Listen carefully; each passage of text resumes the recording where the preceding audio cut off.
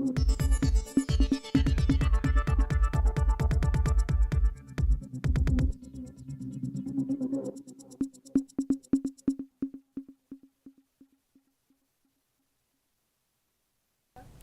evening and welcome to UCSI TV News. I'm Saranya Krishnan, bringing you the latest updates from Malaysia and around the world. From shocking crime reports to major global developments, we've got you covered. Let's dive into today's top stories. A violent machete attack at a business premises in Taman Sentosa, Klang has left 2 men dead. The fight, which erupted around 10:20 p.m., involved individuals with prior criminal records. Police are still investigating the motive behind the attack. 2 men were killed after being slashed during a fight at a business premises in Taman Sentosa, Klang. South Klang OCPD Assistant Com Cha Hong Fong stated that the police were alerted to the incident at around 10:50 p.m. on Saturday, March 15. Investigations revealed that the altercation took place at approximately 10:20 p.m. One of the victims attempted to escape but collapsed about 50 meters from the scene, while the other was rushed to a nearby hospital but was pronounced dead upon arrival. Both victims, aged 36 and 38, had prior criminal records. The case is being investigated under Section 302 of the Penal Code for murder. Authorities have launched a manhunt for the suspect and are urging anyone with information to contact the South Klang Police or visit the nearest police station.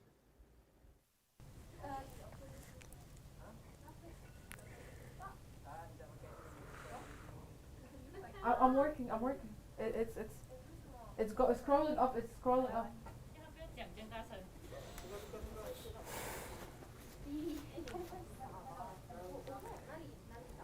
很慢耶，好。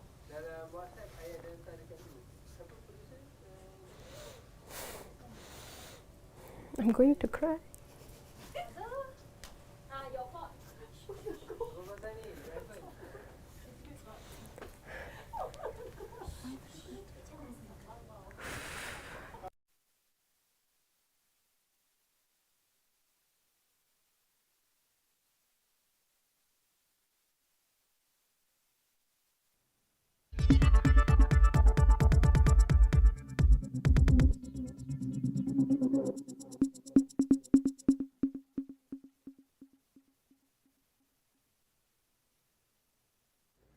Two men were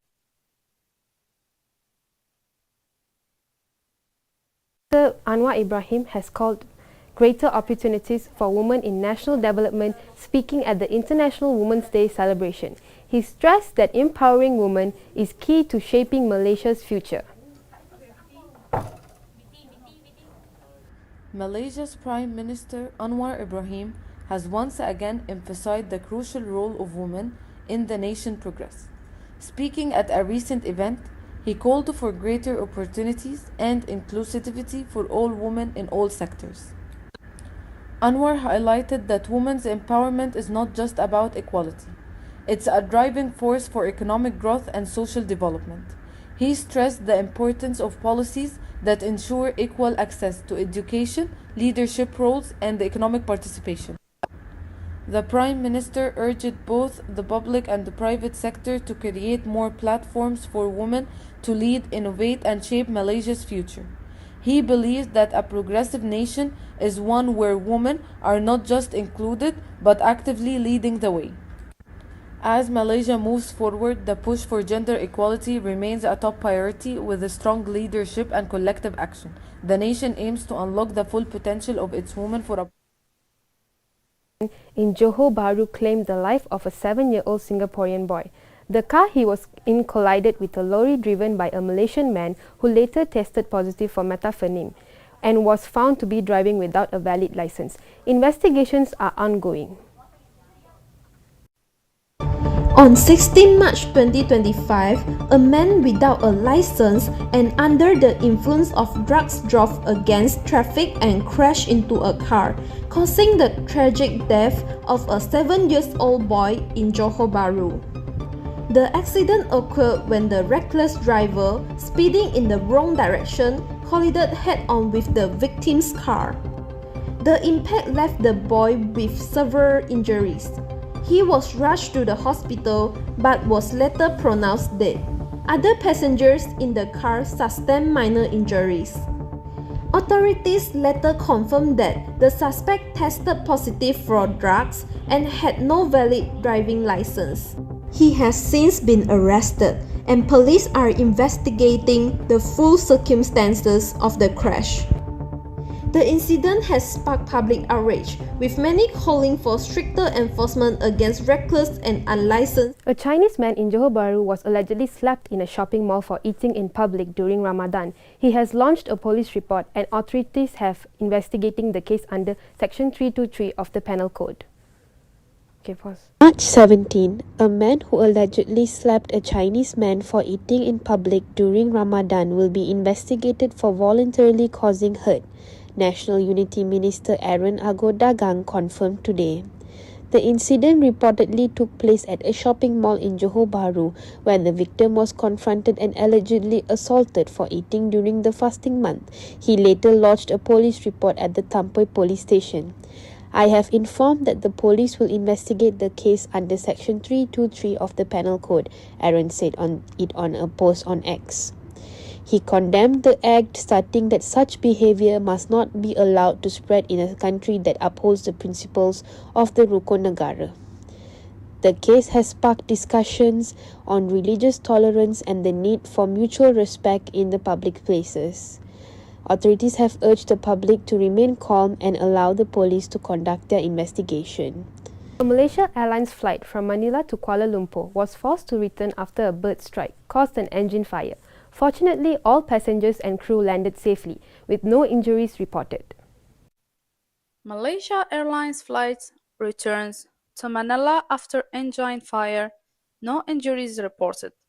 On March 15, 2025, Malaysia Airlines flight MH705, a Boeing 737-800, en route from Manila to Kuala Lumpur, experienced an engine fire shortly after takeoff from Ninoy Aquino International Airport. The aircraft returned safely to Manila, and all 183 passengers and crew disembarked without injury. Preliminary reports suggest a possible bird strike as the cause of the engine malfunction. Passengers praised the professionalism of the flight crew during. Fashion retailer Forever 21 has filed for bankruptcy, while in US stores and website will remain open for now. The company has begun its winding down process.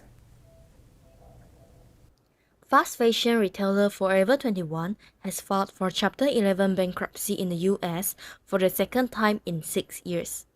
The company struggled with declining mall traffic and strong competition from online retailers. Efforts to find a buyer for its 350 US stores failed, raising the possibility of closing all locations. However, Authentic Brands Group is considering keeping the brand alive. Forever 21 will continue operating its stores and website while holding liquidation sales. Founded in 1984, the company once had 800 stores worldwide, but now faces the challenges of shifting consumer trends and e-commerce growth. Experts say the future of brick-and-mortar fashion chains remains uncertain in an increasingly digital world. China is shifting its trade strategies in response to US tariffs, learning from its past experience during the previous trade war under Donald Trump's presidency. On 16 March 2025, a Bangladesh court upheld the death sentence of several university students convicted in a 2019 murder case that shocked the nation. The case involved the brutal killing of a university student who was beaten to death in a dormitory after criticizing the government on social media. His murder sparked widespread protests, with many demanding justice and stricter action against campus violence. After years of legal proceedings, the court reaffirmed the death penalty for the convicted students, stating that the crime was premeditated and carried out with extreme brutality. The ruling has drawn mixed reaction. while some see it as necessary justice. Others question the use of capital punishment. The families of the convicted students are expected to appeal the ruling. The US and Russia are set to hold discussions regarding the ongoing war in Ukraine, while Kyiv has accepted Washington's proposal for peace. Russia has yet to give a clear response.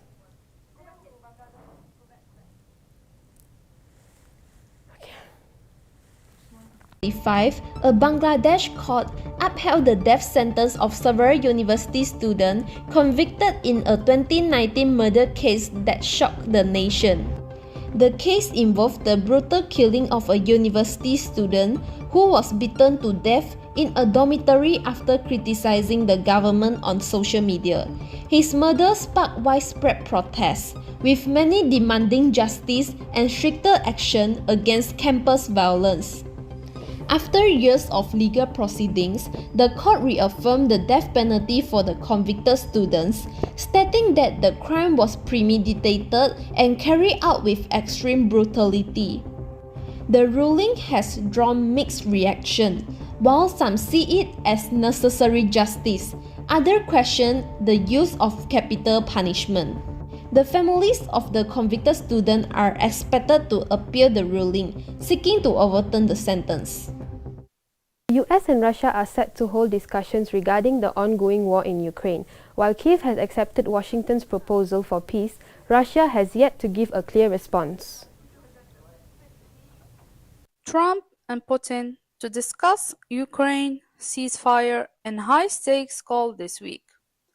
US President Donald Trump has announced plans to speak with Russian President Vladimir Putin on Tuesday to discuss efforts to end the ongoing war in Ukraine. This conversation is part of a broader initiative to establish a 30-day ceasefire, a proposal that Ukraine has accepted, but Russia has yet to commit to. The discussions are expected to address the division of assets, including land and power plants, between Russia and Ukraine. President Trump expressed optimism about the potential for progress. Now we go to Angela, who brings us a special report on the vibrant bazaar at Tun Hussein On. Angela, over to you. Assalamualaikum and warm greetings to all our viewers. Today, we bring you an exclusive coverage of the vibrant Bazaar Ramadan at Tun Hussein On. This annual event is a gastronomic paradise, offering a plethora of traditional and contemporary delights that reflect Malaysia's rich cultural tapestry. Join us as we explore the sights, sounds, and most importantly, the flavors of this bustling bazaar. The Bazaar Ramadan is more than just a marketplace. It is a celebration of community, tradition, and culinary artistry. Each stall tells a story, and every dish offers a taste of Malaysia's diverse heritage. As we navigate through the myriad of stalls, the aroma of grilled meats, freshly baked breads, and sweet desserts fills the air. Let's delve in some of the must-try delicacies that makes this bazaar a heaven for food enthusiasts. Okay, our top food is lau. As you can see from here, we do have 25 to 30 pieces of lau, and then we do have kueh as well. We do have drinks. So basically, we are almost 9 years here. Yeah. Before this, we are in Kota Ceras. We do have in Pinggiran Delima as well. Because we have a lot of variety here. Yeah. And then we do have kueh. Kueh, we do have almost 40 to 50 variety of kueh lah. Yeah.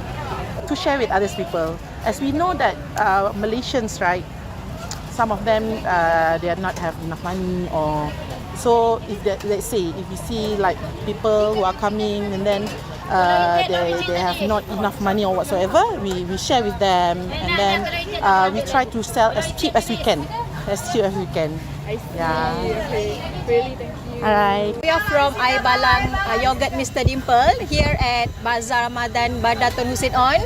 We have 8 variation of water for this Ramadan. We have chocolate, matcha, strawberry. This one is yogurt, and on that side is mojito. our best seller is mixed fruit and soda herbs. That one. Okay. Also mojito. Sometimes we finish the one what? Yeah, one tong that one. We decide to sell air balang because most people sell foods. So they don't have more choice of air, right? Water, because it's near to our house, and this bazaar is quite full crowd. Pakai sambal, dengan ada patut pakai sos kuah asam, ada mix sama itu limau. Lepas tu kita ada jual kerang, talapia, pari, siakap, sotong, kembung dan cecaru. Boleh. I rasa paling best talapia the best. Ya. Rasa I jual di bulan puasa ni sebab nak bagi orang-orang Islam untuk makan lah. The Bazaar Ramadan at Tun Hussein On is more than just a food market. It's a testament to Malaysia's unity and diversity. Each dish tells a story, each vendor shares a piece of their heritage, and every visitor leaves with a heart and stomach full of warmth. We hope this glimpse into the bazaar inspires you to explore and savor the rich flavors of Malaysia. Until next time, selamat berbuka puasa and happy fasting.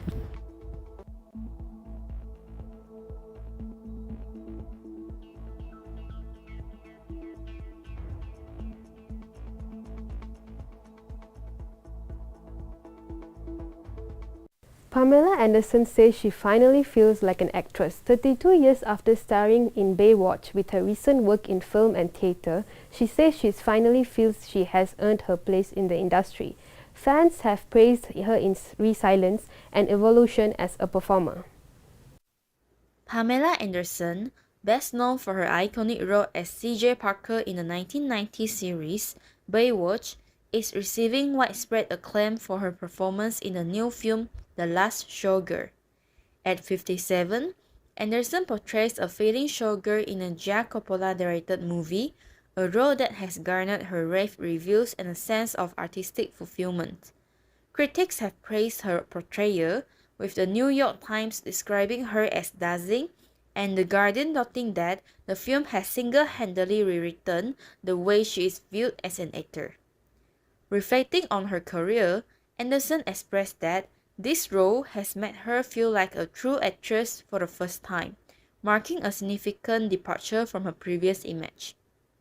Inspired by this experience, she now aspires to explore theatre, signaling a new chapter in her evolving career.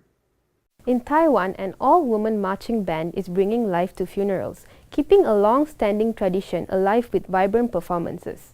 The group, called Da Zong, is hired by families who want to give their loved ones a lively and memorable send-off, blending tradition with modern music.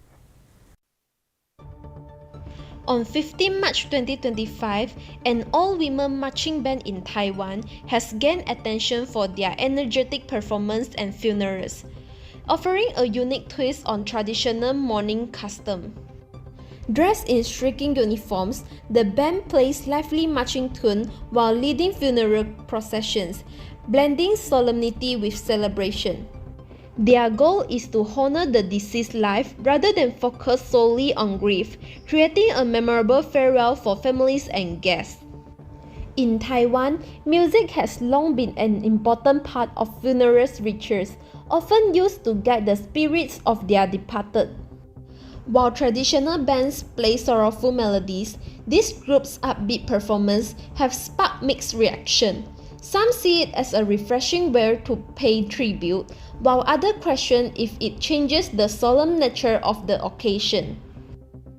Liverpool secured a 3-1 victory over Southampton, with Darwin Núñez scoring after surviving a VAR review.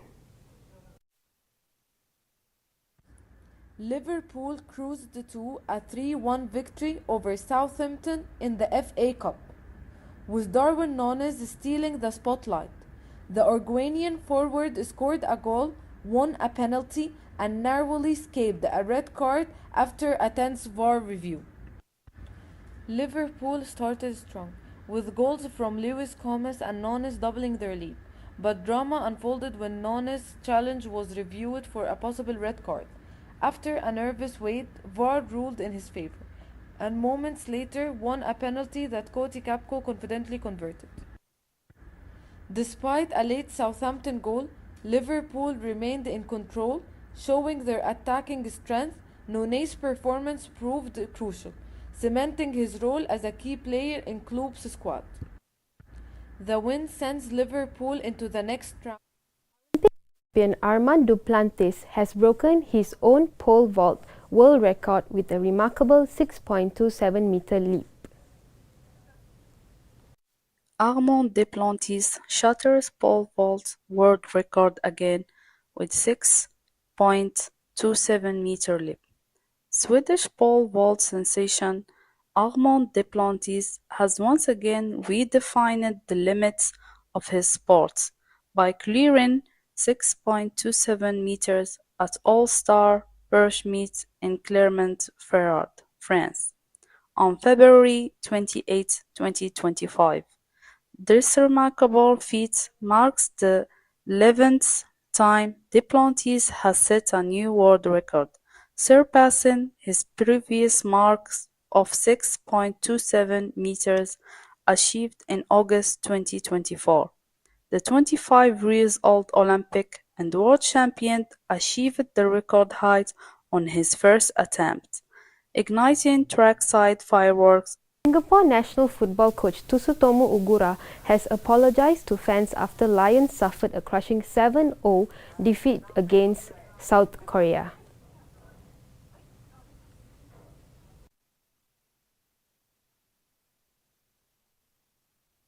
Heavy defeat as the Lions were outclassed 7-0 at the National Stadium on June 6. Despite head coach Tusutomu Ogura's belief that his team was up for the challenge, Singapore, ranked 155th in the world, struggled against 23rd ranked South Koreans. The match drew a record crowd of 49,097 fans, the highest ever attendance for a Lions game at the venue. The loss was a stark contrast to Singapore's last home game in March, where they fought back from 2 goals down to draw 2-2 with China. However, against South Korea, defensive errors and the gulf in quality between the two teams proved costly. With this result, Singapore faces a tough road ahead in their World Cup qualification campaign. Next, we will be going to Yuji, who will be discussing health and lifestyle issues among university students. Yuji, over to you.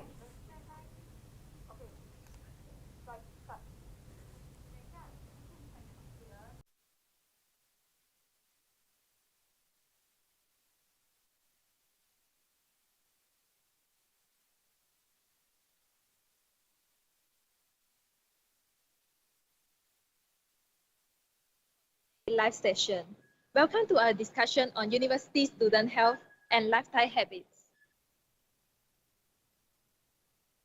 University life is exciting, but it also comes with challenges, which is late night study session, budget-friendly meals, and the pressure to balance everything. Today, we'll be talking to students about how they manage their daily routines, from sleep and diet to stress and exercise. Let's hear what they have to say.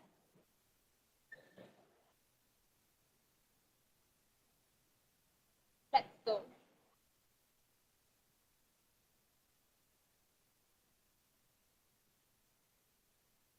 Hi, may I interview you? Yeah, sure. Okay, so I have some question. It's about university student health and lifestyle habits. So the first question is, do you think university life has affected your sleep schedule? How regular is your sleep pattern now? I definitely believe that university life has impacted my sleep schedule for the worse, unfortunately. Most of the time, I just stay up late watching shows or playing games. It's not even because of assignments, I just don't like sleeping early. But that's definitely made my sleep schedule a bit irregular. Oh, then has your eating habit changed since entering university? Do you think you are eating healthily? Uh, I don't believe that I'm eating healthily because as a uni student, sometimes it's your parents don't give too much allowance, so it's quite hard to come by healthy food as they are quite expensive. So usually I just go for the cheapest meal options, even though they aren't that healthy. So do you have a regular exercise routine? If not, why? Uh, I try to keep like a semi-regular exercise routine, but it's quite hard to keep a long-term routine because of the constantly changing schedules of university life. Yeah. So do you think mental health is an important issue among university students? How do you personally cope with stress? I think the health is quite an important issue. Yeah. Personally, I don't think I'm coping with the stress too well. I just sort of retreat into myself and like detach and take a break from everything. Okay, so what do you think universities can do to help students improve their overall health? Maybe if the universities could offer more flexible class schedules or more online classes, then the students can manage their time better and have time to relax and reduce their stress. Yeah. Okay, so that's all for my question. Thank you for answering my question. Okay, thank you. So next, we will find another people to ask them this question. Let's go.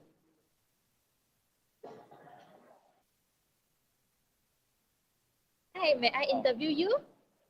Okay, so I have some question about university students' health and lifestyle habits. So the first question is, do you think university life has affected your sleep schedule? How regular is your sleep pattern now?